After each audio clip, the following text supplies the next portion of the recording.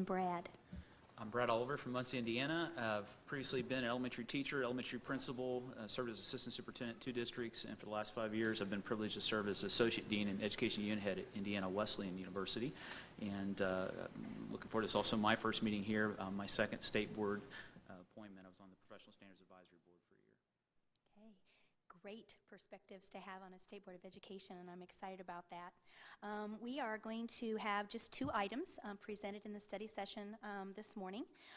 After the May meeting, and when we began some dialogue about growth measure assessments, Carrie Wicker had conversation with me about a growth model assessment they actually use in their district, and I invited her to do a quick presentation on that growth model, and so she is going to do that, and feel free to ask questions during the study session. That's really what it's all about, is to learn.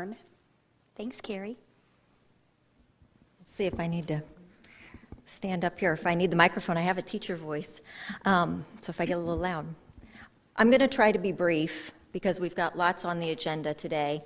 I do want to preface the presentation with when Superintendent Ritz and I met after her election, just telling her about my classroom, telling her about things we do. I mentioned NWEA and our growth model test. She asked then that I present this to the board.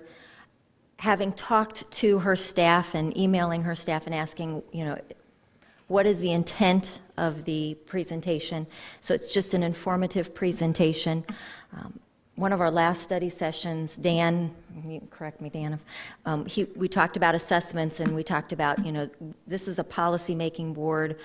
An executive board, executive tests like the ISTEP test are mandated by the state. The NWEA is not. It's a corporation-chosen test that our corporation chooses to use, and we use it in conjunction with the ISTEP test. And so as I go through some of the slides, I'm going to talk about the fact that I use the data from the NWEA test, but I also use the data from the ISTEP test. I use the data from my own personal assessments in my classroom. So you've got, the state tests, I've got my corporation tests, I've got my own classroom assessments, even just, whether a kid smiles at me and I know he knows the answer or not. So they're all part of this giant puzzle that makes up, teaching in the classroom. And so this is the one our corporation has chosen to use. It's an adaptive test, which means it adjusts in real time to student responses. So as I'm walking around and circulating in the computer lab while students are taking the test, if they get a question correct, first of all, there's about 10,000 questions in the question bank. They're all getting different questions. If they get a question correct, they get a question, their next question will be harder, a more difficult question. If they get a question wrong, the next question in theory would be slightly easier. And so sometimes the kids even notice, I must be doing well because my questions are getting harder. So it's adjusting constantly to them. We currently give it 3 times a year. Again, I teach at the middle school, so we give it in all 3 subject areas that are available. We give it in reading, language usage, and mathematics. Our elementary schools also give it. They give it K-5, and the primary students give it in just 2 subjects, in reading and math. It takes about an hour per test. First week of school they come in, they take all 3 tests, usually 1 each day for the first couple of days. It takes us about 3 hours. We do it again in December. We do it again in the spring then to test growth. When they get a score, it is an exact score. Some tests that are offered, one of the acuity tests that's offered is a predictive test. It predicts how they'll do on the ISTEP test. This is not. They get an exact score, so I know exactly where they're at.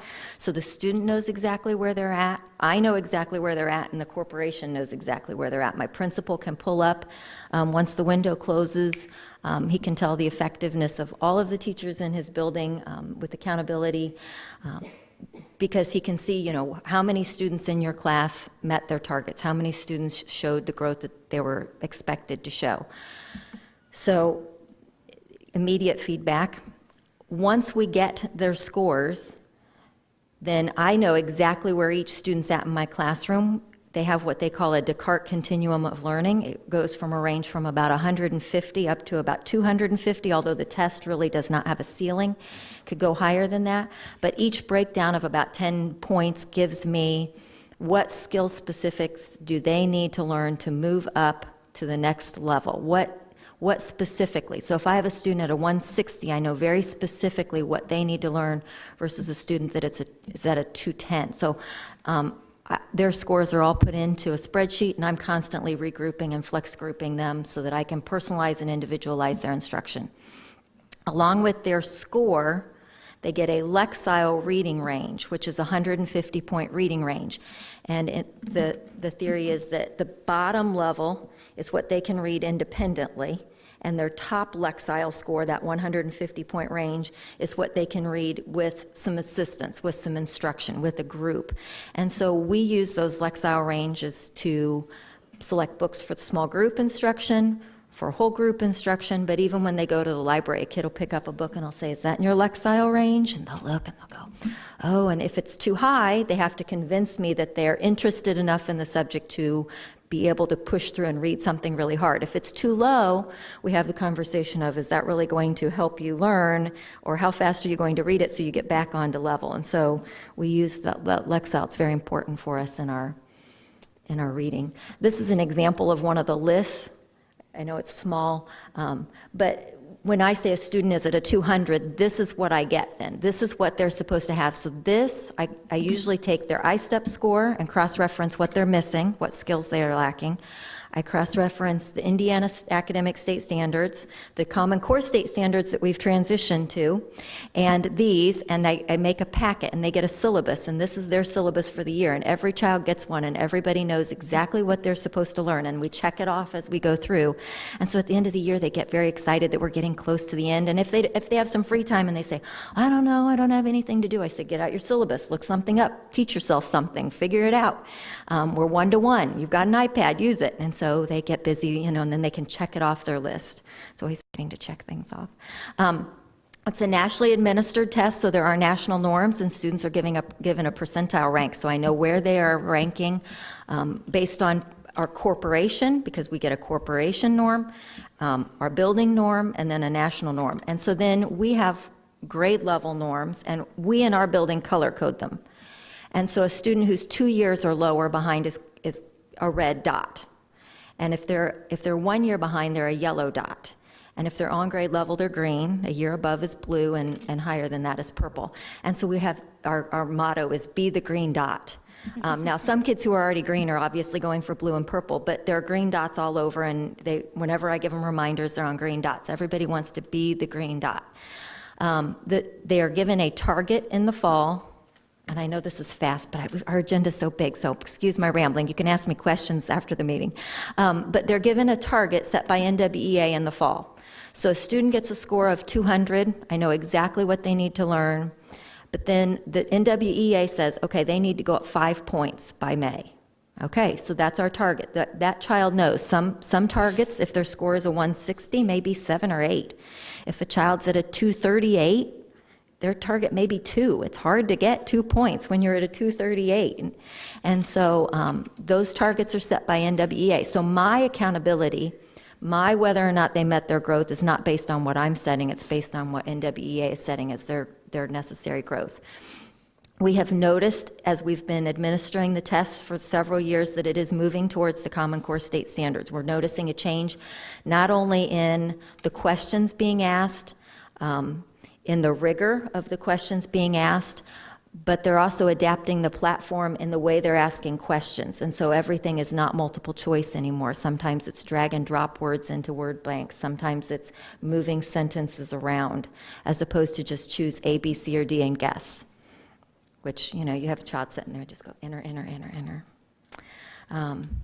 Each child then gets this little card, and at the beginning of the year, they put on their fall score, and you can see I've color-coded their dots. And so they know, I once had a mother very concerned that I was calling, I said her son was a yellow dot, and she was worried about his feelings. I said, ma'am, his feelings are going to feel a lot worse when he sits in a high school class and he can't read. And I'm telling you confidentially, I'm telling him here, he's a year behind. We have to do something. And feeling better isn't what gets you there. Pushing him hard is going to get him there. And he was so proud to be a green dot. I get choked up. So you can see their dots, and this sets in front of them when they take the test, and when they get done with the test, their arm, they've met their target, or I'm 1 point away still, or, and so they are very aware of where they're at, which is a big part of what we need to do with children today. Is they need to be aware of where they are and what they need to do. This is their education. We use this as a big part of our RTI process, response to intervention. So as students who are in the red and in the yellow have individualized education plans, whether they are a special needs student or not, there's no guessing in terms of what they need. They need the skills that are laid out for us. And so we follow this and track this through all of our databases that we use as our corporation. This is my classroom wall, and so you can see, they know exactly what we're working on. Each of those strips of cards is a different skill, and what percentage of the class knows them, what are we going to do to get there, and what are we doing as a result, and we're graphing things constantly. It's their education, it's not mine. I can tell them I've already passed 6th grade. In fact, I've passed it 16 times. So the kids don't understand their scores. The teachers understand their scores. And what's great is a 160 is a 160 is a 160. A 160, if you take the test in kindergarten and you get a 160, it is the exact same as if you take the test in 4th grade and get a 160. And so when I talk to a 5th grade teacher about students moving up, she doesn't have to say, well, but if you translate the score from this year to this year, she says, this child's a 203. I instantly know what a 203 means. But the kids understand it. And it was funny, we went to a Tin Caps baseball game up in Fort Wayne. This was 2 or 3 days after the end of the school year, and my 8-year-old daughter is running around with a couple of other little 7-year-olds and a 10-year-old. And all of a sudden I go, what'd you get on the NWEA?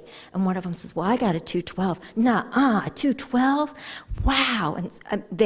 And so they can compare, and they know what that means. The parents also, we've now been doing this test for 8 years. The parents understand what it means. As we've started including literacy standards for all subject areas, our PE teacher now is expected to teach literacy. Our science and social studies teachers all have literacy components in their curriculum. We have data walls in our teacher workroom that look like this. Gives you a little bit of a headache, but it's effective. And the kids are lined up. This is their score. These are by teams, and these are by grade levels. And it's very common to see the art teacher in with her new 9-week rotation and her class list, and her stand there, and she'd be marking down what kids are in the red and highlighting yellow, so that she knows, again, too, what do they need in terms of literacy, so that she can differentiate. So the students know the score. They want to beat it. They know their target for the year. They know exactly what they need to master. This is what the parents get, and so this is a child who's taken this test for years. So you can see then the different lines indicate national norms, corporation norms, and then the child. But you can see then, and we talk about, why are there dips? Is there a dip every summer? Then maybe you ought to be going to the library every day in the summer. If there was a bad year, what was so bad about the year? What happened that year? And so it gives us this long range to look back on for some reflection. So it's quick and easy for us to use, quick and easy for us to use, to administer, quick and easy for us to use the data that we retrieve from it. It's quick and easy for the kids to understand what their scores are. And so we've found success with it. Now, I want to preface that. I'm not selling NWEA. I'm not, there's no silver bullet in education. If there was, I would love to have it, and I'd be right there. The silver bullet's a lot of hard work by the parents and teachers, a lot of hard work. This is just one piece of that big puzzle, from iStep to, I use the iStep data too. I can tell you the best writing teacher in our building, and anytime I get the chance, I'm sitting in her room watching her teach writing, because I know she's the best. So it's all part of the puzzle, and this is just one piece of it. And fortunately, my corporation has chosen to use it and administer it. So, Carrie, you had mentioned that you thought your corporation might not be using it going forward due to cost. Cost is always something that's on everybody's mind. I don't know where, but sometimes it's better not to ask. I don't know where, but we do have the money and funding again, so we are going to use it again this year. Okay. There was some concern that we did not, because we use it for RTI and because we use it for gifted and talented, because the high kids need to show growth, it filled in so many of our puzzle, our requirements, that we really felt like it was valuable. I'd like to let the board know that NWEA, as an example of a growth model measure, has been brought to my attention many times by superintendents since my tenure here. And so I actually asked for a list. I said, I want to see a list of schools who are utilizing NWEA and have used it for several years, and I want to compare that with their accountability grades. I want to see if what they're doing in that type of approach gives us the information for reading improvement. So I have gotten that list, and we are going through it extensively because some of the list, it wasn't clear to me how long they'd been using it and if they use it in which subject matters, and so I wanted to have a little bit more detail, and I've gone forth to ask for that. But growth models, certainly you see the advantage of using that type of system in your school corporation, and many school corporations use other methods, and some are very simplified and don't give you near the data that you are receiving with NWEA. But in my corporation, what I like about growth model pieces is that not only could we see growth, but we also could see achievement at the same time. You know which kids are not at level, like you said. You know which kids are at the green. You know what the level is that they passed, as well as you can see their improvement that they do. So thank you very much for your presentation. That was, we've been studying and talking about it, and sometimes it's hard to grasp a conceptual idea of an assessment form. And so thanks, Carrie, for being willing to do that. Thank you very much. Any questions from the board regarding it to Carrie? Yeah, you did a very nice job. It was very clear. Yes, Andrea? How many schools are already using NWEA? Ooh, I did not bring the list with me. I can get that to you. I can easily send that out to the board. And I'm with Carrie. I'm going to be talking about the reading plan and the promulgation of the rule later. And I am not suggesting in any way that NWEA is an assessment we move to. But I am wanting to entertain the conceptual notion of a growth model measure as opposed to a pass-fail test. And I know we'll have that dialogue here a little bit later. But I'll be glad to get that for you, the number of schools that we've identified that are doing NWEA.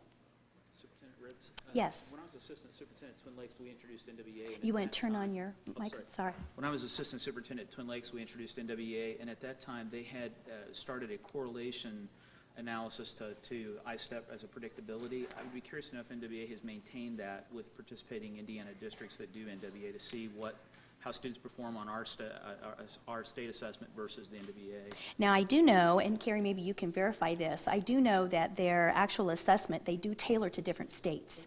So it is tailored to our standards. And as she noted, I do know NWEA is headed towards Common Core. College and Career Ready standard types of assessment pieces. And so as many vendors are out there doing that now, I think also what you'll see a prevalence for coming up is there are many, many more examples of adaptive growth model measures that are out there now, where before that just wasn't there. Really, NWEA was the game. They were the only ones really out there with a good adaptive model, but there are many out there to take a look at now. We'll check on the correlation with ISTEP test. And that's part of what I'm kind of doing. I'm kind of taking a look at who's using it and the correlation with their grades and their progress, because we've had some districts take on using NWEA as a result of very low performance and have seen improvement, and so I was very interested in that. One of the points I'd like to make, and we'd have to revive some minutes and some past discussions, when we work with our testing vendor on ISTEP, we very much wanted to have one instrument that we could work with growth, and how we'd do that, what kind of professional development we have to do over a period of time. And I believe there are ways, and we determined there were ways, to get your summative assessment against the standards and compare growth. So you had one instrument and you were driving on that. And so we want to unpack that as well to see where we can get efficiencies and cost savings. But I really appreciated your presentation, Carrie. It looks like it's a very disciplined process you're using, which doesn't surprise anybody. Thank you very much. All right, the board requested to have information regarding the cut scores for the teacher examinations, and so we have representatives from the Pearson Company here with us today. And Risa Renee, I think, is going to take the lead and introduce our guests today. Good morning. Today, we have representatives from Evaluation Systems Group of Pearson. They have been working with the department since the summer of 2011 to develop new licensure examinations for educators in Indiana in both content areas and pedagogy. They're here today to provide some background information to you about the test development process that was used, and also the process they use for the standard setting. We're hopeful that the information that they provide today will raise your knowledge and your comfort level in dealing with the final approval of the new tests and the cut scores, which we will be bringing to you at the August board meeting. So with that, I'd like to introduce three individuals from Pearson, Barbara Apple, Steve Wise, and Nancy Hahn. And hopefully they'll be able to answer your questions and provide enough background for you that you're comfortable with the process that has been followed. And Risa, before you leave, could you, because we have new board members, could you go ahead and talk about your title and what you oversee at the Department of Ed? Sure. I'm the Assistant Superintendent for School Support Services.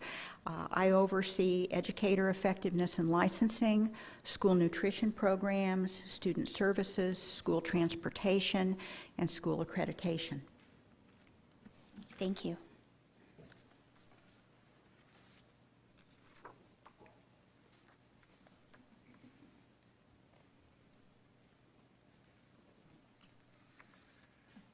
Thanks.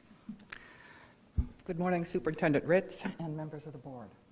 My name is Barbara Apple, and I'm here with my colleagues Nancy Hahn and Steve Weiss with Evaluation Systems Group of Pearson. We'd like to thank you for the opportunity to conduct this study session with you today, focusing on the Indiana Core assessments for educator licensure. And we've been working with the department and educators from across the state since the summer of 2011 to develop a rigorous educator licensure assessment program aligned with Indiana's adopted educator standards. For today's session, my colleagues and I will be sharing information about evaluation systems in general, and then more specifically, the important work that we've been doing to develop a customized educator licensure test for your state. At your board meeting in May, the department provided you with the results of the standard setting process conducted for this program, and those results represent the culmination of an effort that began, as Risa said, in the summer of 2011 after we were awarded the contract to develop a custom program that was aligned 100% to the Indiana educator standards. So today, we're going to discuss the highlights of the test development and validation process and show you several sample test items so that you have a context for understanding all of the steps that preceded the recent and the next steps involved in setting the passing scores for each test comprising the program. And following the presentation, we're here and be happy to answer any questions you have about this development process.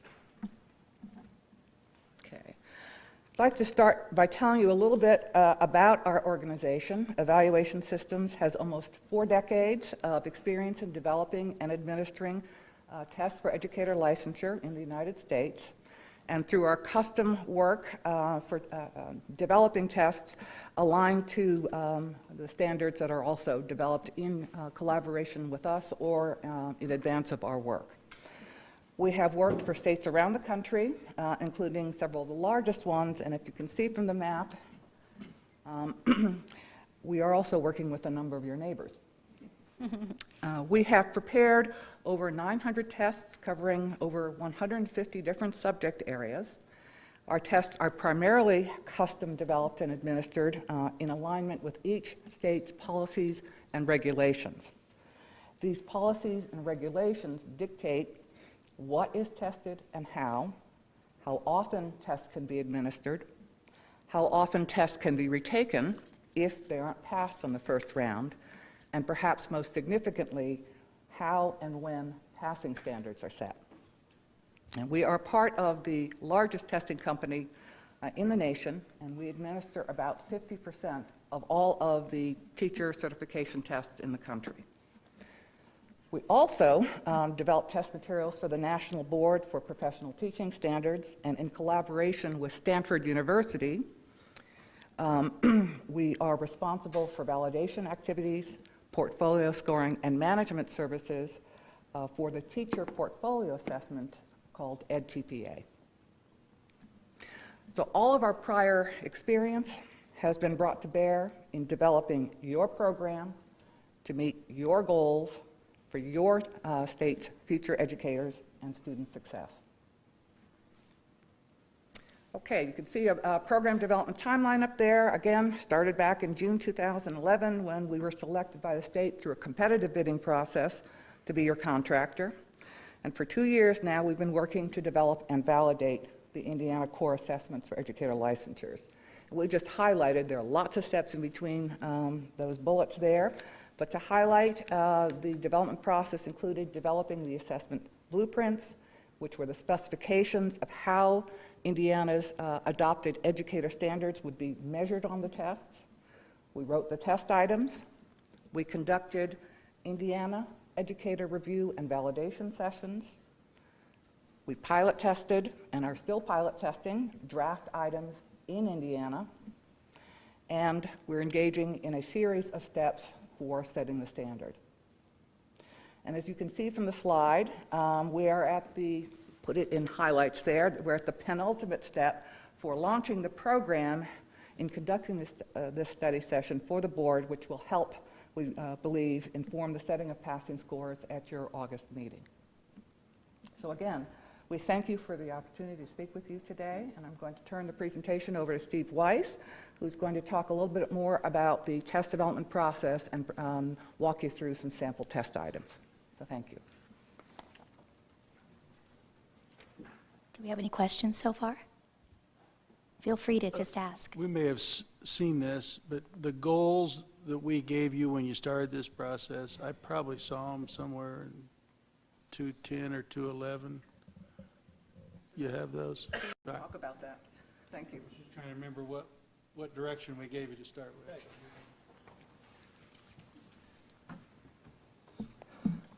Good morning. I'm Steve Weiss. I'm one of the co-directors of the Indiana Core Assessment Testing Program. My job today is to talk briefly about the tests that make up the program and the testing development process. I'm also going to walk you through several sample test questions and a written assignment to give you a better idea of the kinds of assessments that appear on the new tests. I know that some of you can't see this, but I believe you have a handout that you can follow along. With the help of Indiana educators, Evaluation Systems has created 50 custom-developed content area tests. These assessments, based on the Indiana Content Standards for Educators, measure the content knowledge and skills needed to teach in Indiana schools. As a result of this program, the state will now have custom-developed tests in virtually every teaching and administrative licensure area.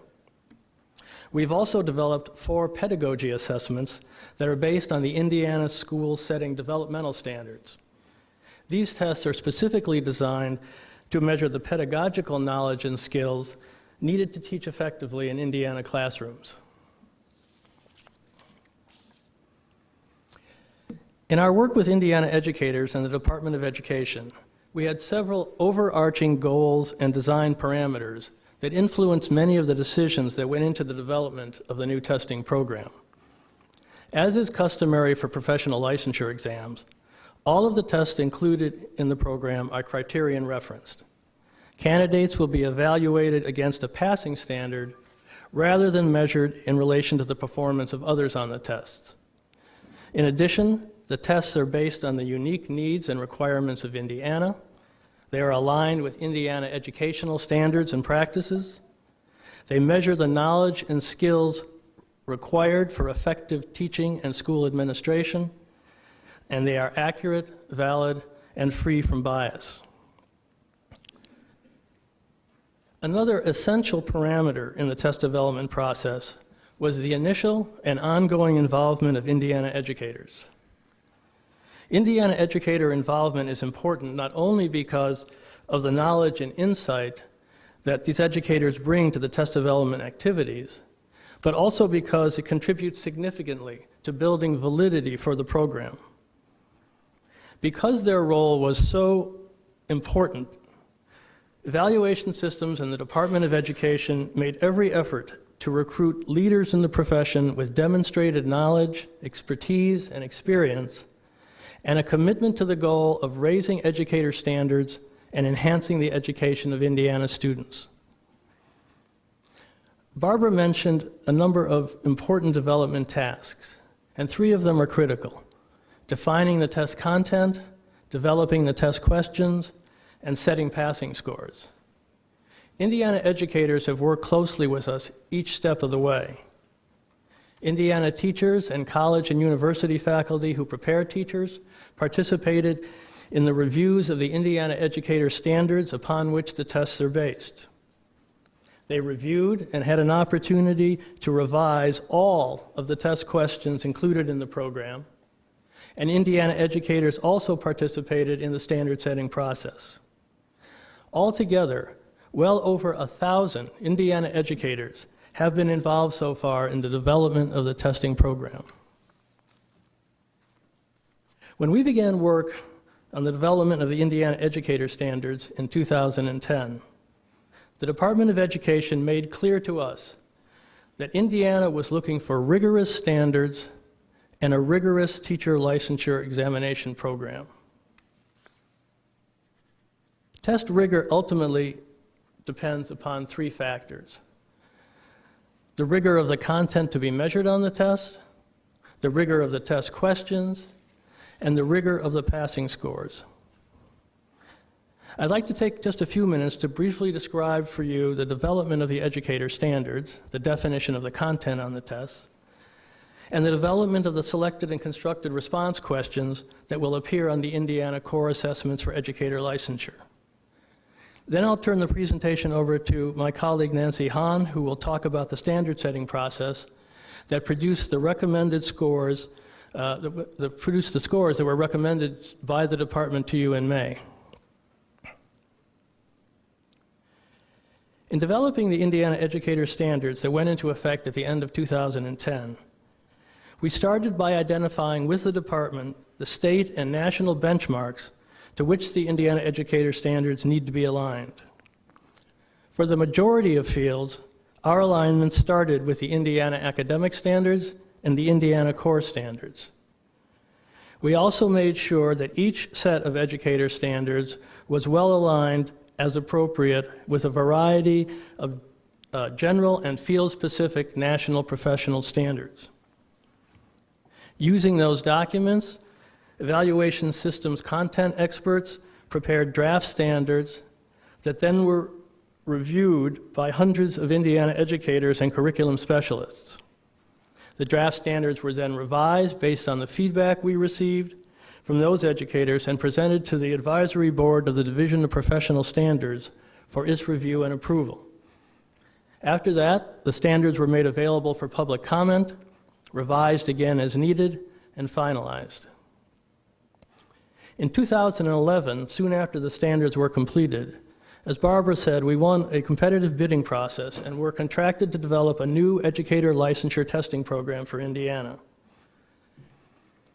We organized 65 different teams of content experts and psychometricians. We prepared prototype questions in a number of licensure fields for the department to review, and developed large banks of draft questions for each field in the program. All of those draft test questions and written assignments, some 15,000 in all, were then brought to Indiana, where they were reviewed by bias committees and content advisory committees made up of educators with expertise in each test field. Each committee took several days reviewing the draft test questions for their field to ensure that the questions and written assignments matched the content defined by the educator standards, were accurate, rigorous, free from bias, and job-related. Any selected response question or written assignment that did not fully meet those standards was revised by members of the content advisory committees until it met their satisfaction, or if they felt the item could not be revised, it was deleted from the item bank. No test question went forward for use in the Indiana program unless Indiana educators agreed that in its original or revised form, it measured appropriate content at an appropriate level of difficulty. Once committee revisions had been made, the test questions and written assignments were pilot tested to be sure that they were performing according to psychometric standards, and then finalized.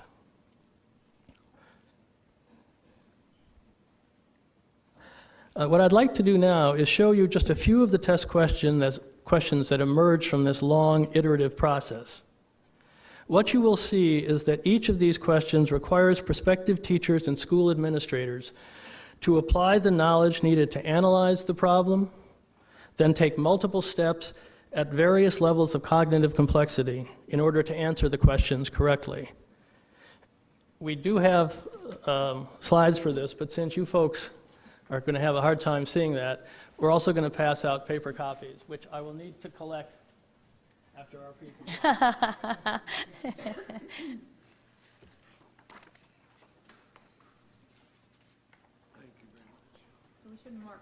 You can use them as you will. You just can't keep them.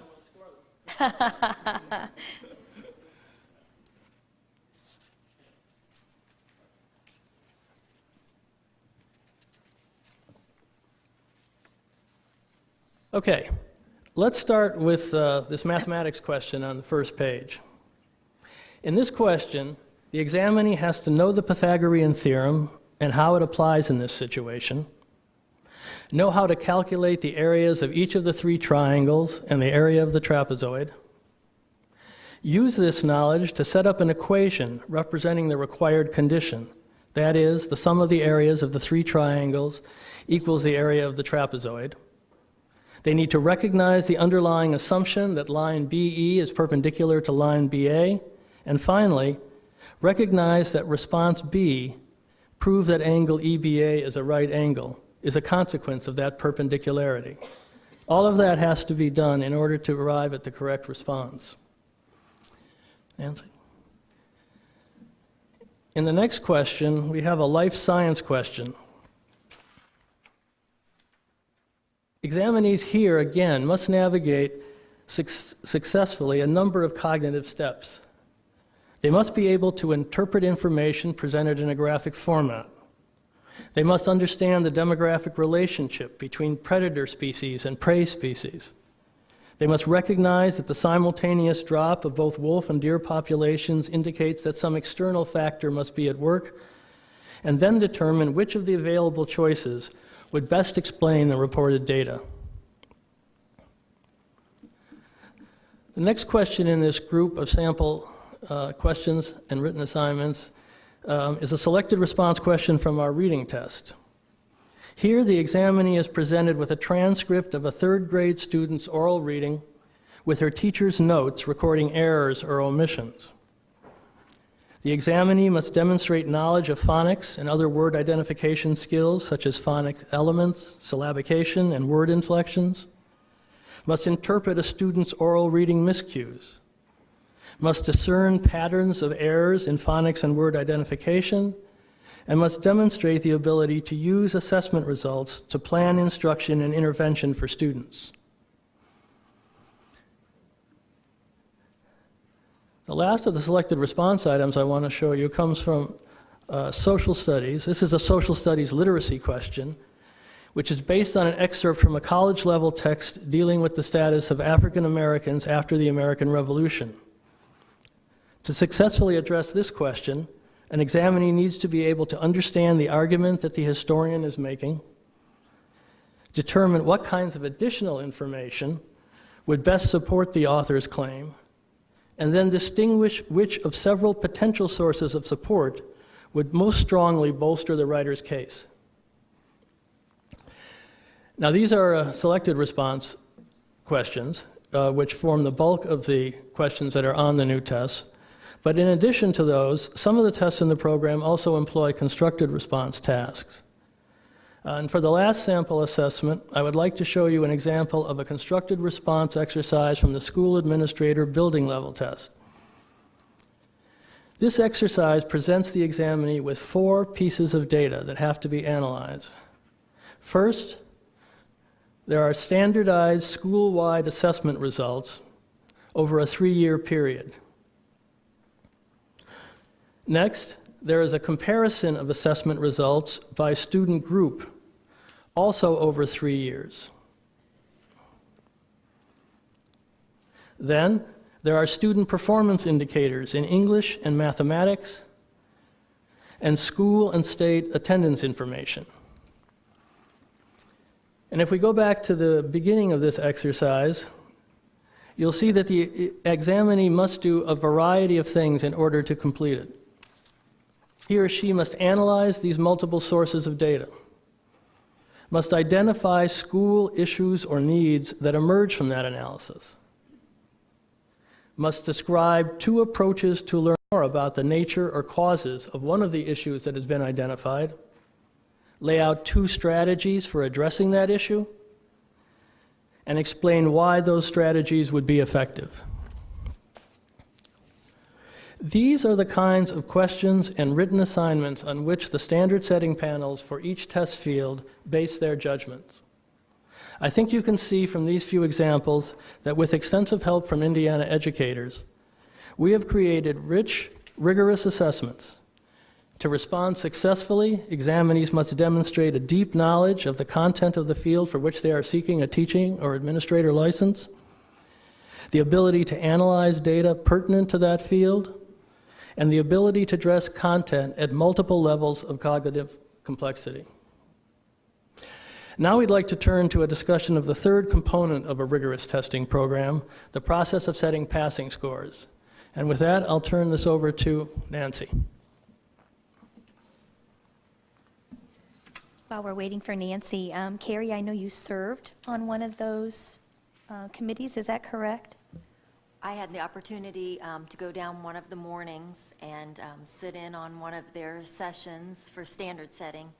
And there were a large group, 160 teachers approximately, and so I had the opportunity to sit in with my cohort group, my language arts peers, and sample the, and it was very, very interesting. So I appreciated Nancy and Pearson allowing me to do that. So they were very, very kind. Are there any other questions? Yeah, quick question. When looking at the specific content area, were those questions based on the Indiana academic standards or on the new Common Core standards? Both of those were used as reference points for all of the assessments, the Indiana standards, including the Indiana Common Core state standards. Okay. I have a question for Steve. Steve, you talked about the constructive response case study for school administrators. Can you share with us how that will be reviewed? How it will be scored? How it will be scored and reviewed, because it's a narrative rather than just a B, C, or D. Who will look at it? Who are the experts?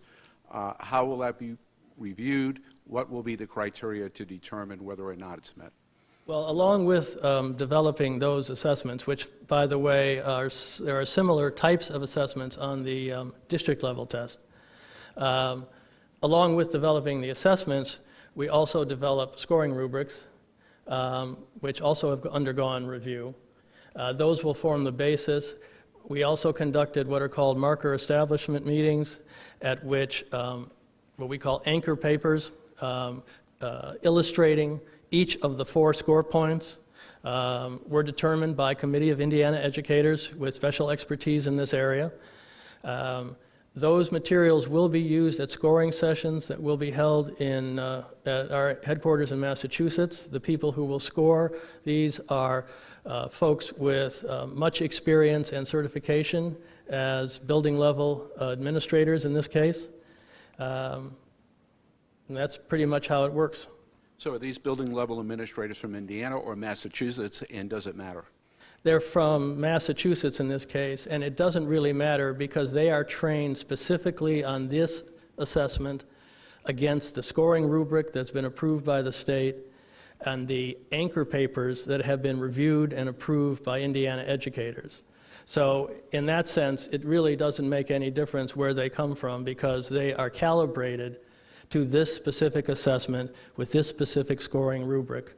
And we go through a very elaborate process to make sure first that before we ever start scoring, the people who are scoring the assessment are well calibrated, that they are making the same judgments on the same level of paper over and over again, and throughout the scoring process, that calibration continues. It doesn't matter if somebody has scored for us for 2 months, for 2 years, or for 10 years. Each day, their scoring is calibrated to make sure that we remain consistent so that someone who is taking the test in October of 2014 and someone who's taking the test in January of 2016 is scored consistently regardless. Are the narrative sections scored by more than one person? Or Yes, all of the responses to our constructive response questions are scored by at least 2 people. They have to score at the same or an adjacent score point. If there's any discrepancy, a chief reader will then also look at the paper and make a final decision. Any other questions before we get on to setting the passing scores? Okay, then I'll turn it back over to Nancy. Okay, Steve talked a little bit about incorporating rigor in a testing program by looking at the content upon which the tests are developed, as well as the test items. A final way in which you can incorporate rigor into a testing program is to set rigorous passing scores for the tests. And so that the passing scores that you as a board establish can set high expectations for Indiana educators. And what I'd like to do is to talk to you a little bit about the standard setting process that we used for the program. In its most basic form, standard setting involves selecting a score that determines who passes a test. We used an industry-accepted standard setting process which involved gathering passing score recommendations from Indiana teachers who were licensed in the test area, as well as teacher educators who prepared teachers in those test areas. Involving teachers and teacher educators in the process builds validity evidence for the program. Currently practicing, highly regarded, and experienced Indiana teachers and teacher educators are the individuals who best understand the job of a practicing teacher in Indiana classrooms. Just as lawyers are used to provide recommendations for setting scores for the bar, we use Indiana educators to provide their professional judgments in setting the standards for the licensure tests. Ultimately, this is a board decision. Pearson can provide guidance to you in that decision, but you are ultimately responsible for determining the passing scores for these tests. So the passing score process began with us building the standard setting panels. And as I already said, we used licensed Indiana teachers and teacher educators to participate on those panels. They were invited to serve for a one-day meeting that was held in Indianapolis. We worked to include broad state representation on our panels and looked for diversity in terms of ethnicity, as well as representation of teachers and teacher educators from all parts of the state and all types of schools and school corporations. We provided all of the materials for the passing score meetings, and a representative from the department did attend every day, and they were available to answer any sort of policy questions that came up. So the next slide sort of gives you an overview of what the standard setting meeting looked like. The first activity that panel members participated in was a simulated test taking. And what we did was we asked the panel members to basically take the test. The purpose of that activity is to give a context in which the panel members could understand what a candidate faces in a testing situation. It also gave panel members an idea of the difficulty level of the test questions, because we asked them to take the test without looking at the keyed response. At the end of the simulating test taking, and before they made their standard setting judgments, we provided a very extensive orientation into how to respond to and make standard setting judgments. We used an industry accepted method called the modified Angoff method, and the orientation centered on discussing the knowledge and skills of candidates who are ready to begin teaching.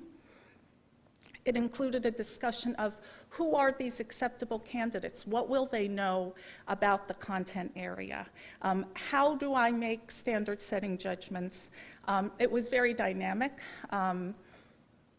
Panelists were encouraged to ask questions throughout, and we didn't go on to the next activity until we felt as though the panelists understood what they were supposed to do. So it was very dynamic, good questions were asked. Following the orientation, we conducted 2 rounds of passing score recommendations, and the day ended with an evaluation of the standard setting process. Now, this is the question that every educator responded to in the standard setting meeting. Imagine a hypothetical group of individuals who are just at the level of knowledge and skills in this field, required to perform effectively as a teacher in Indiana schools. What % of this group would answer the item correctly? Now, our orientation really involved unpacking what this question means, and we spent an awful lot of time on that. We spent a lot of time discussing what this hypothetical reference group of individuals who are ready to begin teaching in Indiana would look like. We discussed the fact that there are expectations for effective beginning teachers in Indiana, including the fact that when you get the license, you're expected to be able to teach all of the courses covered by the license, from the most basic courses to the most advanced courses, including advanced placement and international baccalaureate courses. We discussed the fact that teachers are expected to know the content of the test objectives included in the assessment framework. We also discussed the fact that teachers need to be able to teach to the student academic standards, and so that the students are learning the content of those standards.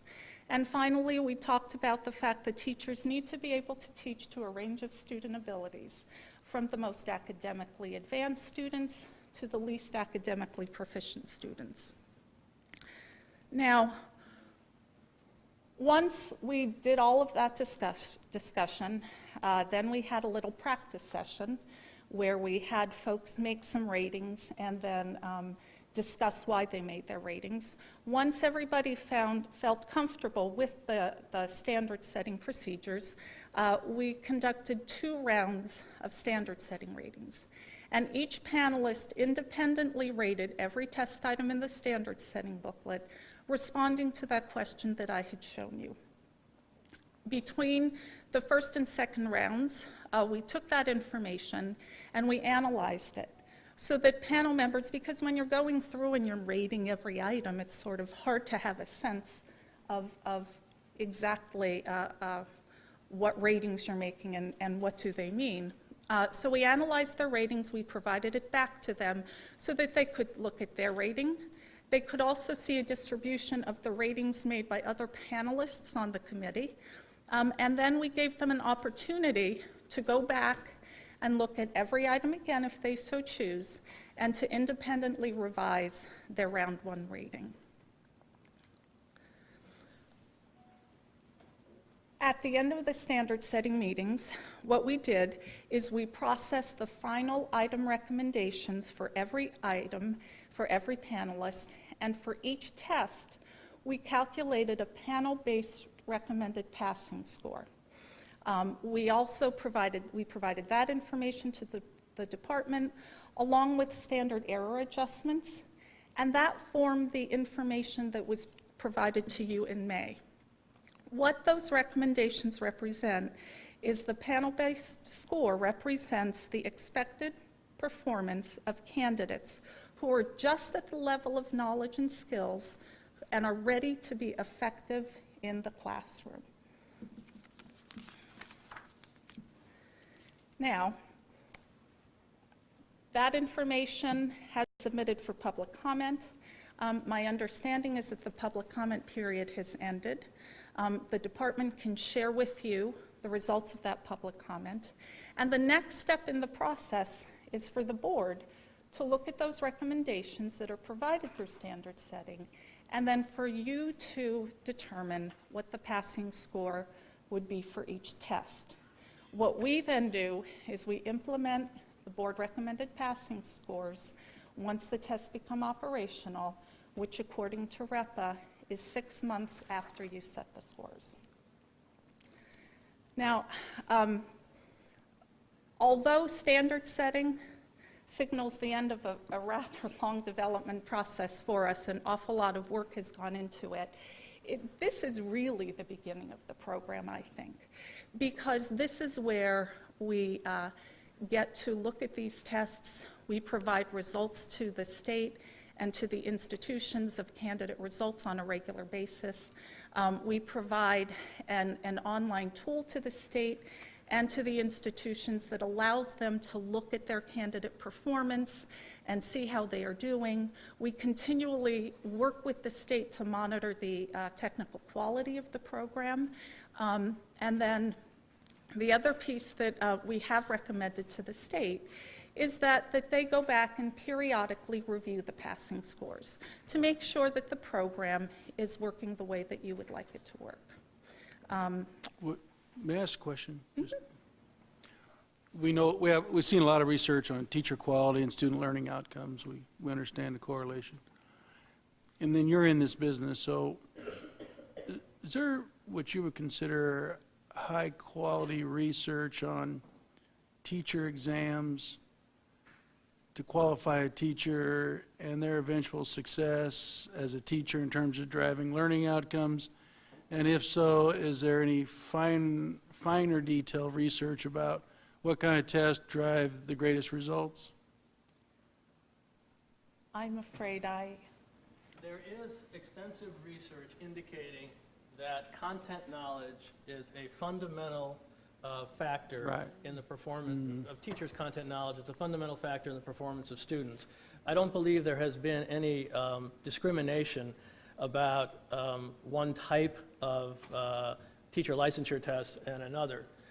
However, I will say, as from the perspective of 25 years in the business, there is no question that your testing program is definitely moving toward some of the more rigorous assessments of teacher candidates that we have produced in all those years. Now, you say there's no question. Why do you say there's no question? About I'm not, by the way, attacking what you're saying. I just want you, I really, literally, I'm asking that question. You say there's no question we'll be in the category of more or most rigorous? Well, I say that because we are developing assessments for different states all the time. So it is relatively easy for us to get a sense of, well, what is this state doing? What is that state doing? Also, I can tell you that during the course of the many reviews of the test questions that we held in the state, many of the committee members, it was really notable, walked out of those meetings and told us, these are very challenging questions. This is a much more rigorous testing program than what we have right now. So that's another indication to us that we are meeting the goals that the department set for us at the outset. How were the educators selected that you worked with? Well, you can speak better to that, I forget. Nancy. I think we knew at one time. Yeah, what we did is the educators, we had a recruitment website very back when we first started this process and developed the recruitment website. The department sent out, I think it was through the superintendent's mail, notification to all of the schools and school districts asking them to provide this to their teachers, and they then filled out application forms. We provided lists of those people to the department for approval on the committees. I know one of the things the department checked was to make sure they were licensed and currently practicing in the area. In addition, when we had our meetings, we also had recommendation forms. So we asked anyone who came to a meeting to give us recommendations of other educators who we then would contact and ask them to submit an application for the process. What I'm getting at, I just wondered if we had some measurement, were they highly qualified in their own right? In other words, was there any evidence that they were getting outstanding results, means they were setting the standard? I just wonder what you might call it quality control on that was. If you put your hand up, you're in, or is there some review? Well, we asked superintendents, for instance, to nominate people Okay. who met, Yeah. their most effective teachers. Okay. Also, this is anecdotal, but I can tell you that the people who facilitated these groups, these are folks from evaluation systems who do this around the country all the time, repeatedly mentioned to Nancy and I how strong the committees were, Wonderful. All right. which was really encouraging. So qualitative-wise, we feel like we had the right folks in the room, so to speak. Qualitative-wise, we feel we've done a good job. Again, we made sure everyone was licensed and practicing. It's interesting because when you do develop a testing program, one of the things you also want to make sure you do is you include newer teachers and more experienced teachers, because they bring a breadth of knowledge to that. So from that perspective, I can say I think we did a good job with that. In terms of school corporations from across the state, I'm sure we didn't hit every single school corporation, but I know we hit all parts of the state. We had large corporations, small corporations. I looked at the involvement in higher ed. There were a couple very small schools where we did not have anyone from higher ed participate, but from almost all higher ed, we had at least one person participate in at least one meeting. I have some questions related to the cutoff scores, and first of all, thank you for your thorough presentation. It's been really, really terrific. In setting cutoff scores, is it a psychometric endeavor or is it a political endeavor? And by that, I think you know where I'm headed with this. Determining where the cutoff score could become a political issue. For example, if a high percentage of teachers pass a particular test, then the test could be viewed as being too easy, and vice versa. And so can you speak to that? And then I do have some follow-up questions. I think the answer is yes. Yes, it's psychometric and political? Our portion of it is psychometric. Yes, what you choose to do, we conducted this process. We feel very good about this process. We know from the evaluations we received that the educators felt good about this process. So we are very comfortable in the scores that we provided to the department. Now, it's your job to set what the cut scores are. There are a couple of things I think you want to keep in mind.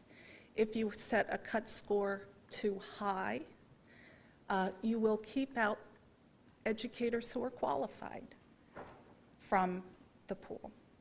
However, if you set a cut score too high, educators can retake the test. The retake rule that's been established with the state is that candidates have to wait 60 days before they can retake a test. If you set a score too low, you risk having individuals in the classroom who are not ready to be there, who cannot deliver the content, who may not have the pedagogical knowledge to be there to teach the students. In terms of starting off a program, because that's really what you're doing here, I think you want to think about those two issues. I also think you probably want to think about politically. It might be easier to go back and raise a cut score because there's always a perception if you lower a score that you are lowering standards, right or wrong, that's the perception. So you've gone through a scientific process of determining where the cutoff score should be. Is that correct?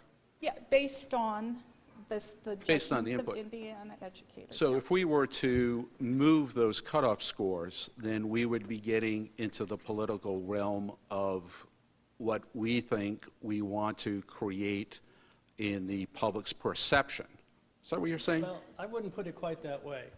The process that we use, which as Nancy said, is an industry-wide approved process that's mandated by the American Psychological Association, does generate the recommended scores based on the judgment of independent Indiana educators.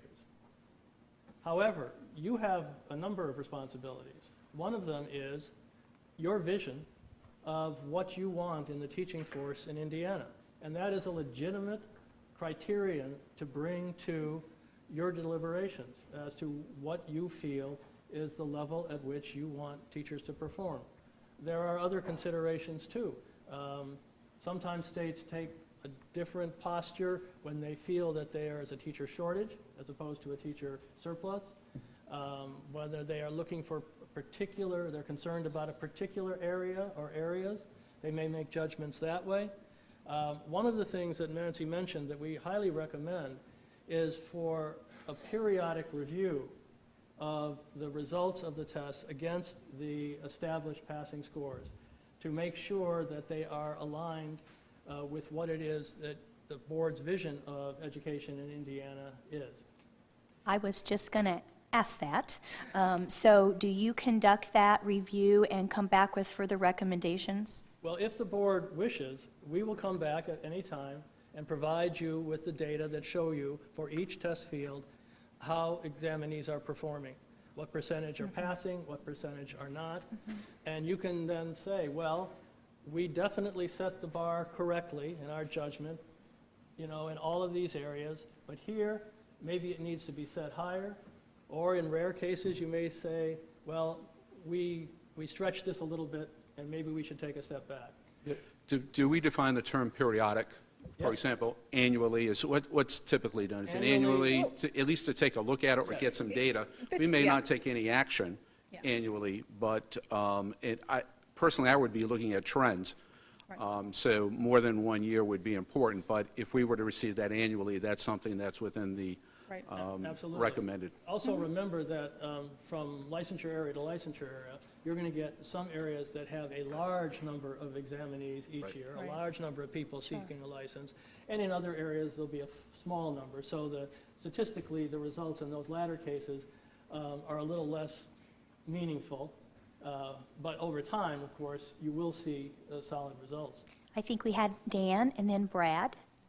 I just think this might be once we get it set and get the balance, if we could apply some disciplined research and look at, you might be able to set your level based on learning outcomes. We know the number, every student has a number, and we could watch performance level and see if it really results in a difference in learning outcomes. There's a lot of variables. It'd be an interesting piece of research. We could do that over time, be quite interesting. We would be very happy to work with the board and to work with the department to see how you can use this data moving forward, because I think you are right. You will have a lot of information, and we would be happy to help with that. One final thing is, these tests are designed, remember, to measure a certain aspect of an individual's readiness to become an effective teacher. It's an important aspect, but it's certainly not the only aspect, and of course, it's not the only basis on which someone is ultimately hired to walk into a classroom. There are many other factors. What we want to do is to help you be assured that at least in this component of readiness, their content and pedagogical knowledge, that the right people are walking into the classrooms. Brad? Thank you. Quick comment and then a question. One, I do hope that as part of our plan moving forward with scores, that we will ask for that analysis to see candidate data and leave open the possibility of making sure that matches against what the panelists of subject matter experts pegged those questions at. But my bigger concern is this. 2 years ago, there was analysis done by the department of the current tests, and one of the things we found was there was great variance between content areas of where we had set that pass score, and so we did have higher expectations in some content areas. I understand you probably control for some of that through the orientation of the panelists before they start, but psychometrically, is there any way to assure the board that we don't end up setting a cut score so that it's tougher to become a science teacher than it is to become a math teacher? Well, your review of the results would tell you that right away. If what you're finding is that in, I don't want to pick a field, so I'll just say field A, you know, 64% of the examinees are passing the exam, and in field B, 84% are, then that might suggest to you that there's a variance in the relative rigor of the standard that's been set for these two fields. Let me follow up on that, Steve. When we, and maybe this will be in the data that we see when we go to set the cut scores, but with respect to how the subject matter experts would have scored questions in a specific content area and how many of them would have been pegged, say, at the 60% or 70% or 80%, will we see that some type of breakdown across content areas so that we can see, was there a general mean average at which they were kind of pegging those questions at consistently across content areas? Yes. And in fact, I think what you'll see is that across the fields, with some exceptions, but across the fields, the judgments were in a fairly narrow range, which is interesting. That isn't always the case. So there was a fairly high degree of consistency among the panels as to where they were setting the standard for the educators in their field. Andrea? What about pedagogy versus content? Is a different cut score appropriate, and what standard would be appropriate to apply for one versus the other? The tests, the pedagogy tests had their own standard-setting panel, and so you will have a recommendation for what the panel felt was an appropriate cut score for that test. I don't think there's necessarily a reason to presume you would want to set the cut scores for the pedagogy tests differently than for the content tests. 70% for content, you think it should be 7% for pedagogy? Would that be an assumption? Well, not necessarily. Depending on the nature of the questions in that particular item bank that were reviewed and approved by the panel that reviewed them, there may be a difference. There may be a reason why someone would feel that in this field, this is the standard that is necessary for someone to walk into the classroom and be an effective teacher. In another field, you may feel, looking at all the questions, I think people should, have this level of knowledge. There are some fields that are more technical, some fields less so. One thing to bear in mind when you're looking at the recommended passing scores is that the content fields, the reviewers and the standard-setting panels were made up of people with special expertise in that content area. The pedagogy fields were reviewed and passing scores set by teachers from a variety of content areas, but all of whom were either at the secondary level or the elementary level. So we worked to have a diversity of people with a lot of different experiences and perspectives, all in that grade level, making judgments about the pedagogy test. Tony? What was the most recent overall passage rate for the latest Indiana testing cycle? I think we'd have to ask Lisa on We don't that. administer them. That's a different testing program. Yeah. I don't have that with me, but we could certainly get it for you. I was going to say, in the sake of time, Risa, could you give us a sense of where we are in the process and where we're headed? Thank you very much. Thank you very much for coming. Very informative.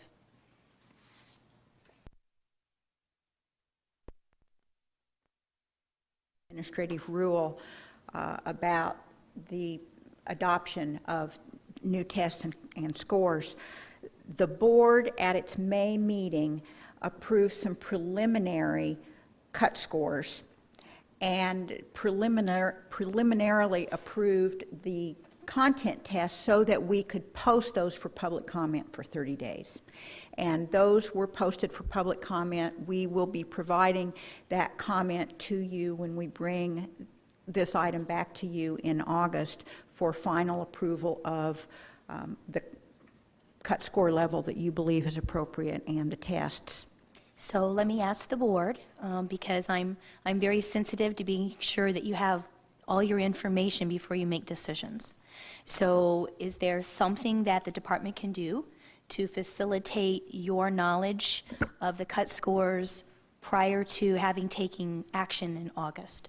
Sarah? I think it would be helpful to receive the public comment in advance of the meeting so we have time to vet through it and make sure that we fully read. We would be happy to send those out. I think they'll go out with your agenda materials in advance of the meeting anyway. based on the level of public comment that we received, I think you'll be able to get through it. Was it heavily responded to or It was not. Not. I also want to say that I've instructed the department when we do some public comment, I want you to get the actual comments, not a synopsis or a summary of the comments, but all of the comments. So I want you to have full access to what people said. So she'll be sending the actual items. Is there anything else we might be able to do? Or Pearson, or anything, Dan? I'm trying to remember what was in the packet, last time. There were recommendations, because we put them out for comment. Was there an analysis of where and has that been shared with like the governor's office and et cetera as well? That An analysis of the recommended scores yes, for the where tests. and There was a chart for each set of possible cut scores that included the cut score that was recommended as a result of the panel that did the score setting, and then what those scores would be. So you'll plus resend one that standard error of electronically at management. least? Okay, Yes, that's- you'll be Yeah, getting all of that again. And why don't we resend out, for your information, we can do that anytime, Sure. the cut scores that were recommended, so that all board members have access to that, and you can get it again fresh. And so the recommendations for the cut scores, the comments that we have, and then if you have any questions, just call. Just call. Riso will be more than happy to talk with you. In addition, I'd like to see a timeline for the periodic reviews recommended in that packet. So as we're approving the cutoff scores, we get, here are the timelines, we're going to do it annually. This is the type of information we're going to receive on an annual basis, so that I can get a sense of the system. Setting the cutoff score is just the beginning, as Steve or someone said back there, but I'd like to look at it as an entire system. Sure. And get a sense how we're going to monitor it. Not that we have to change it annually, but at least to look at the data and make a commitment that we're going to look at it annually and assess how we're doing. Absolutely. Sure. Brad? Does that analysis also include, Risa, in addition to the recommended cut score, a distribution of where the panelists, how many laid certain questions, or summarize that in some way? I know that's maybe very difficult to summarize, but... No. What we posted for public comment didn't, and no, they, What was published for public comment was the recommended score and then the error adjustments plus 1 and 2. That type of information is typically provided in the technical report, which we prepare the culmination, so that's not generally available, but that is certainly something we'll provide to the department. All right, thank you very much. We are going to take just about a 6-minute little break to use the restroom, and we're going to begin the board meeting promptly at 10:30. Thank you very much.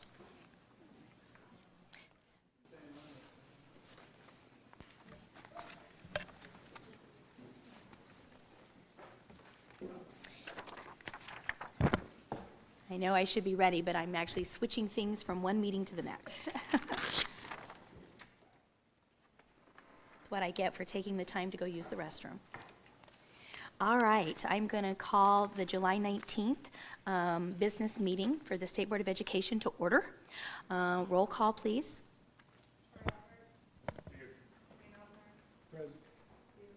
Present. Here. Here.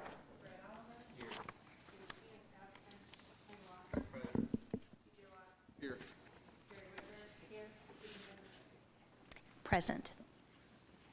If I could invite everyone to stand for the Pledge of Allegiance. I pledge allegiance to the flag of the United States of America and to the republic for which it stands, one nation, under God, indivisible, with liberty and justice for all. I don't think I've ever done that in the Senate chambers. That felt cool. All right.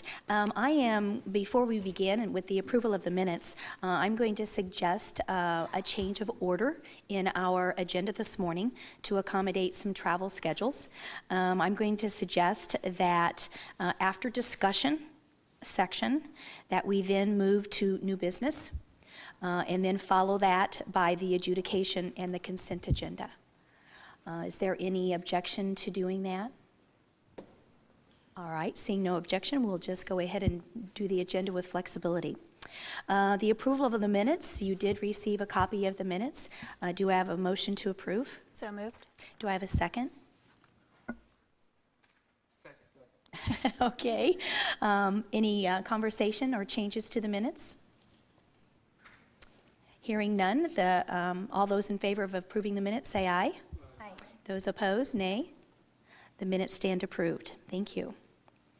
I want to welcome the new board members to the State Board of Education.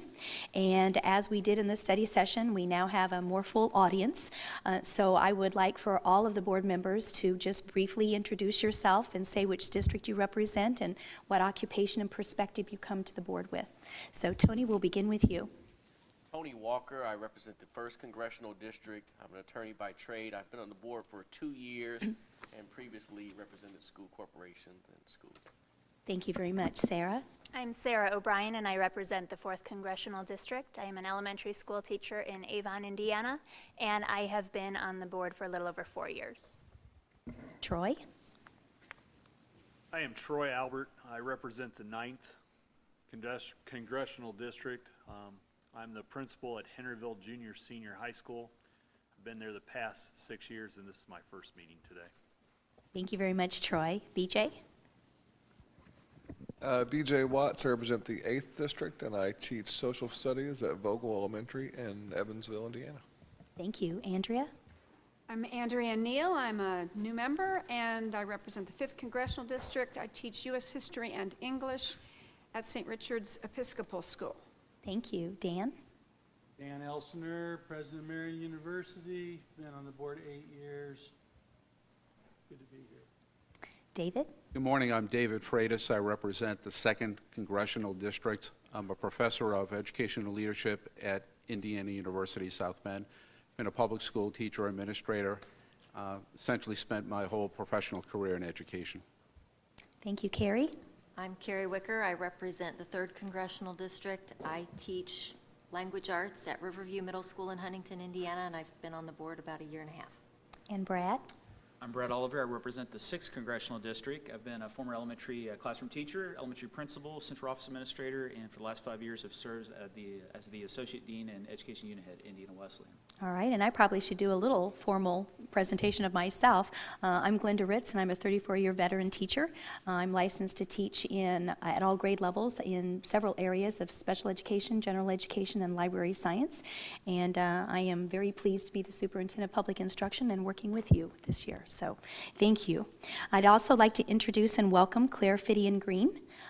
Claire, if you would introduce yourself. I know you're the Governor's Special Assistant for Education, Innovation, and Reform. Thank you, Superintendent Ritz. My name is Claire Fidian Green. I was just recently named as a Special Assistant to the Governor in Education, Innovation, and Reform, and I look forward to working with the State Board of Education and with Superintendent Ritz. Thank you very much. It is now the time in the agenda for board member comments and reports. Are there any comments or reports that would like to be shared today? Tony? Thank you, Superintendent. I'd just like to publicly thank the superintendent for the award of roughly $9.5 million in school improvement grants for schools in the city of Gary. It was desperately needed. We can hope that in the near future those schools will not be eligible for such a grant, but I do appreciate your support of those schools.